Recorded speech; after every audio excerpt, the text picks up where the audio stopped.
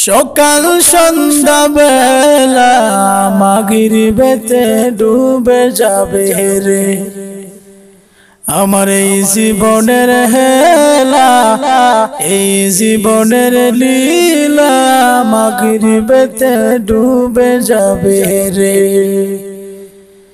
কবর সেদিন ডাকবে আমায় সকাল সন্ধ্যা বেলা মাগরিবেতে ডুবে যাবে রে। এ বন্ধুরে এই দুনিয়ার জমিনে সুখে থাকার জন্য জীবনের যৌবন থেকে নিয়ে বৃদ্ধা বয়স পর্যন্ত কতই না ফন্দি করেছ, কতই না ফিকির করেছ কিভাবে দুনিয়ার জমিনে ভালো তখন যায়, কিভাবে ভালো খাওয়ান যায়। যুবকেরি তোমার যৌবনটাও তুমি নষ্ট করেছ, দুনিয়ার প্রেম মোহব্বতে পড়িয়া তুমি তোমার মূল্যবান সময়গুলাও নষ্ট করেছো।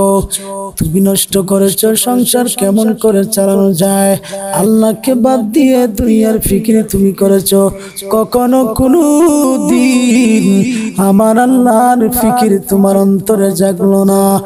এ যুবক, এই যে দেখতে পাচ্ছ সেই কবর, এই কবরটা হবে তোমার জন্য আসল বাসস্থান, আসল ঠিকানা। এই কবরের ফিকির তুমি করলা না কেন? এই জবাবটা আল্লাহর কাছে দিতেই হবে। এই কবর এমন একটা ঘর, যেই ঘরের ভিতরে কেবলমাত্র তুমি একা থাকা লাগবে। তোমার সাথী, তোমার স্ত্রী হবে না, তোমার ছেলে সন্তান হবে না, দুনিয়ার কোনো বন্ধু বান্ধব, দুনিয়ার কোনো মানুষ তোমাকে সফর সঙ্গী সঙ্গ দেবে না। একমাত্র ওই কবরটাই সফর সঙ্গী হবে। তোমার কাছে হলো সাদা কাপন, আর তোমার সবচাইতে দামি সফর সঙ্গী হলো তোমার ঈমান ও নেক আমল। এই নেক আমল আর ঈমান ছাড়া ওই কবরের ভিতরে আর দুনিয়ার আর কোনো কিছুর আর মূল্য হবে না। প্রতিদিন কবরের পাশে আমরা যাওয়া আসা করি, কবরের কাছে যায় আমাদের যত আলিয়া আওলাদ ছিল দুনিয়ার জমিন, সবাই কিন্তু মাটির নিচে একা একা শুয়ে আছে, একা একা শুয়ে আছে। এদেরকে আমরা কখনোই সঙ্গী দিতে পারবো না। কবরের ভিতরে আপনার মা ঘুমায় আছেন, আপনার বাবা ঘুমায় আছে, আপনার দাদা দাদি, আপনার নানা নানি, আপনার শ্বশুর শাশুড়ি, আপনার বন্ধু বান্ধব, আপনার ভাই বোন, এরা কিন্তু সবাই আপনার কাছে দুনিয়ার জমিনে ছিল। এরা আজকে তোমার কাছ থেকে চিরদিনের জন্য বিদায় হয়ে কবরবাসী হয়ে গেছেন। বন্ধু, এদের কাছ থেকে একটা শিক্ষা গ্রহণ করো। আজকে যারা আমার কাছে ছিল, এরা কিন্তু চিরদিনের জন্য আমার কাছ থেকে বিদায় হয়ে কবরবাসী হয়ে গেছে। কোন দিন জানি আমারও কবরে ডাক এসে যায়। এই জন্য দুনিয়ার জমিন, দুনিয়ার উপরে, দুনিয়ার ভিতরে যত ভালো কাজ করবা, কবরের ভিতরে মাটির নিচে তত ভালো অবস্থান হবে। এই কবর এমন একটা ঘর, আল্লাহর রাসূল বলেছেন কবরে রাখার সাথে সাথে দুইজন ফেরেশতা আসবে।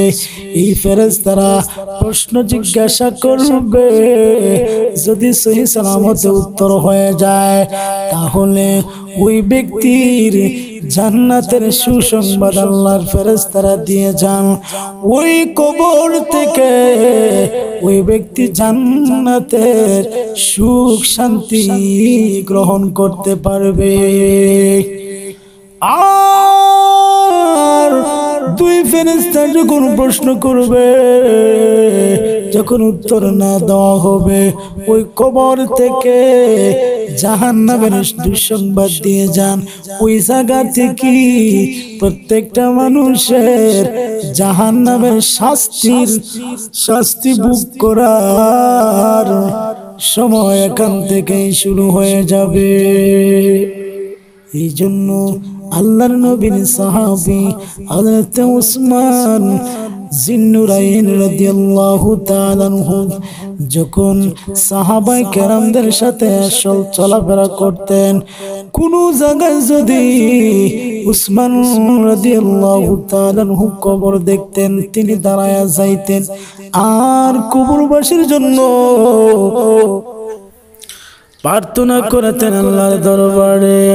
আর এমন ভাবে কাঁদতেন হযরত উসমানের চোখ দিয়ে পানি বের হইয়া দাড়ি মুবারক পর্যন্ত ভিজিয়া যাইত। উসমান রাদিয়াল্লাহু তাআলা আনহুর সঙ্গী সাথীরা বলল, উসমান রে, আমার একটা প্রশ্ন মনের ভেতরে জাগে, জাহান্নামের বয়ান শুনলে তোমার অন্তর বিচলিত হয় না, কম্পন সৃষ্টি হয় না?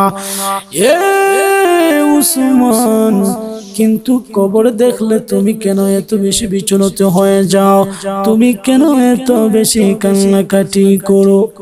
আল্লাহর নবীর সাহাবী হযরত উসমান রাদিয়াল্লাহু তাআলা আনহু বলেন, ও আমার সাহাবীরা রে, তোমরা শুনে রাখো, প্রত্যেকটা মানুষের প্রথম মঞ্জিল হচ্ছে কবর। আর ওই কবরের ভিতরে ওই কবর যার জন্য সহজ হয়ে যাবে, বাকি যতগুলা মঞ্জিল আছে আল্লাহ তাআলা তার জন্য সহজ করিয়ে দেবেন। তিনি আরো বলেন, আর আমি এই জন্য কাঁদি, কবর দেখলে এই জন্য কাঁদি, এই কবরটাই হচ্ছে ভয়াবহ কবর।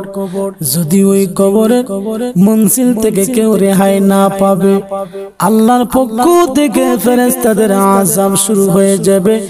একদিন দুই দিন নয়, ইলা ইয়াউমি ইউবাসুন, কিয়ামত পর্যন্ত ওই কবরের ভিতরে আযাব চলতেই থাকবে। এই জন্য কবর দেখলে আমার বেশি ভয় হয়, না জানি আমার অবস্থা কেমন হবে।